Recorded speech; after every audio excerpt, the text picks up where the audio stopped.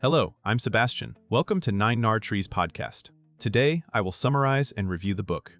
Get Your Life Back, Everyday Practices for a World Gone Mad by John Eldredge is a practical, spiritually oriented guide for recovering clarity, peace, and emotional steadiness amid modern overload. Written for readers who feel worn down by nonstop news, digital distraction, anxiety, and the sense that life has become too fast and too loud, the book offers a set of simple, repeatable practices meant to restore the soul. Eldredge draws on Christian spirituality and everyday lived experience rather than abstract theory, emphasizing that transformation often comes through small rhythms practiced consistently. The approach is gentle and accessible, focusing on attention, rest, prayer, and boundaries rather than heroic willpower. Instead of portraying stress as merely a personal failure, the book frames the modern environment as genuinely taxing and invites readers to resist it with intentional habits. The result is a concise, action-focused roadmap for anyone longing to feel grounded again and to re-enter daily life with greater presence and hope.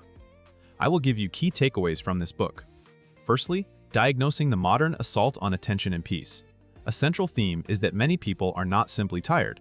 They are under continual pressure from an environment engineered to fragment attention. The book highlights how constant connectivity, accelerating pace, and unfiltered information streams can create a background hum of stress that feels normal only because it is everywhere. Rather than treating burnout and anxiety as isolated personal issues, the perspective reframes them as predictable outcomes of living in a world that rarely allows quiet, processing, or true rest. This diagnosis is important because it removes shame and replaces it with clarity. If the system is noisy, the remedy must include deliberate counter-practices. The book encourages readers to notice what is happening internally when they scroll, multitask, or consume endless updates. It also explores how emotional depletion can make people more reactive, less patient, and less able to access joy.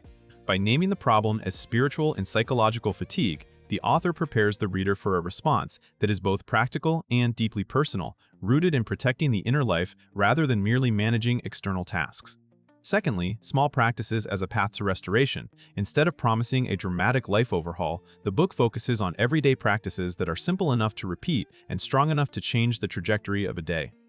The emphasis is on micro-rhythms that interrupt stress patterns before they become entrenched. This includes intentional pauses, brief moments of prayer, and small acts of returning to the present.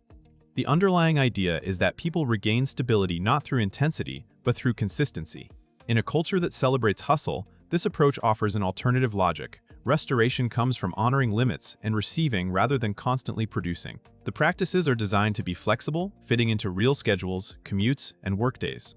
They also aim to lower the barrier to entry for readers who feel too exhausted to start something big.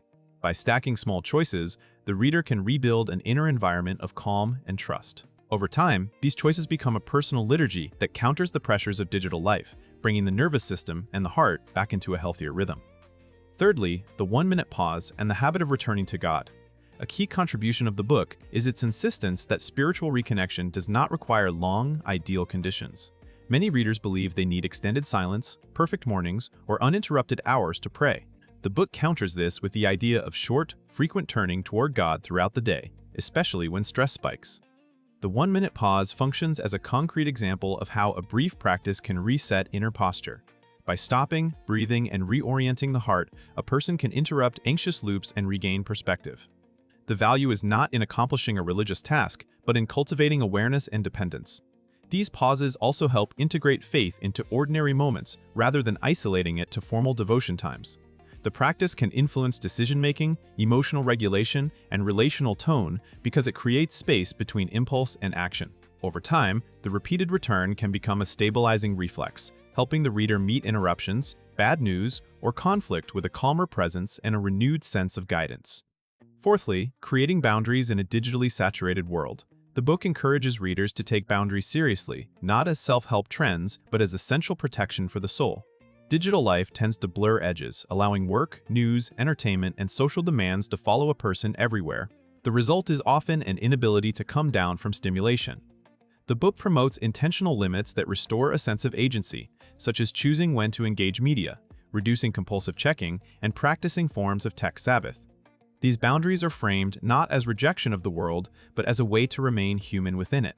Importantly, the boundary conversation is also internal, helping readers recognize when they are seeking distraction to avoid discomfort, grief, or fear.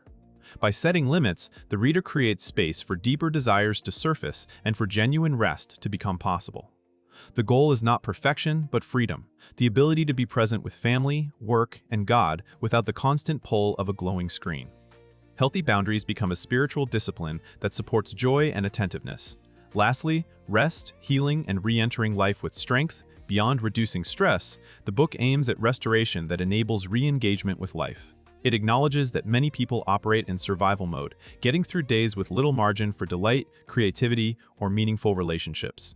The practices are presented as a pathway to healing that touches emotional wounds, weariness, and the subtle despair that can accumulate under chronic pressure.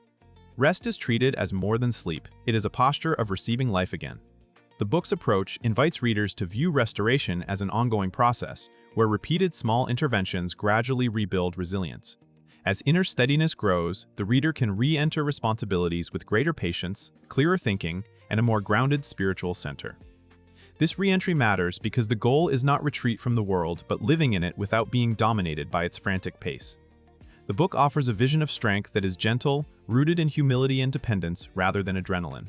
In that sense, the outcome is not merely feeling better, but becoming more available to love, work, and purpose with a renewed heart.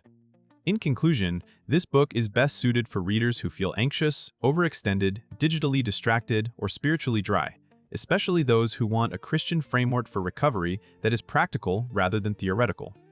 It is also a strong fit for busy parents, professionals, ministry leaders, and anyone who senses their inner life has been crowded out by constant demands. The benefit is immediate because the practices can be applied in minutes, creating small interruptions to stress that compound into a calmer, more resilient way of living. Over time, these rhythms can improve emotional regulation, deepen prayer, and restore a sense of presence in relationships and daily tasks. Compared to similar books on productivity or stress management, it stands out by treating the problem as both spiritual and cultural, not just personal. It does not rely on complex systems or guilt-based discipline. Instead, it offers a humane, grace-centered approach that respects real fatigue and points towards sustainable change. If you want a concise set of repeatable habits that help you feel grounded again, this book is worth buying and revisiting. If you would like to support John Eldredge, you can buy the book through the Amazon link I've provided in the podcast description. After reading the book, please let me know what you think and share your thoughts. See you around.